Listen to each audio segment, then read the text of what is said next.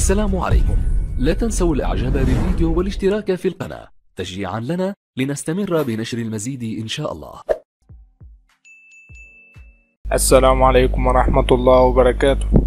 كشف المدرب الفرنسي المخضرم في كرة القدم الإفريقية كلود لوروا عن رأيه بخصوص مشاركة الجزائر في كأس إفريقيا 2023 مع تأكيده الدور المهم الذي يلعبه المدرب جمال بلماضي على رأس محاربي الصحراء، إذ يراه على موعد مع تحد حاسم يثبت به أنه ما زال قادرا على قيادة منتخب بلاده لنجاحات أخرى.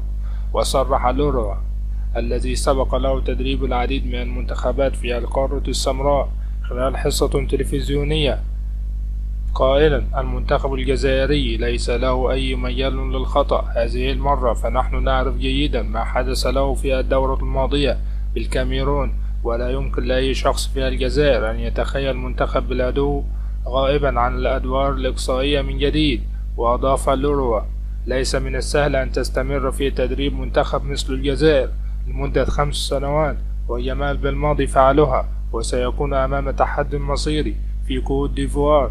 فعندما وصل إلى عارضة المنتخب الجزائري وجد الفريق منهارا، وقام بعمل كبير أعاد به تنظيم كل شيء، ونجح في التتويج بكأس إفريقيا 2019 مع نتائج ممتازة وأداء رائع. يقول لوروا: مشاركة الجزائر في إفريقيا 2023 مصيرية وتابع المدرب الفرنسي، لكن الوضع لم يكن على ما يرام في نسخة 2021 حيث كانت النتائج محبطة وبعيدة عن تطلعات الجزائريين.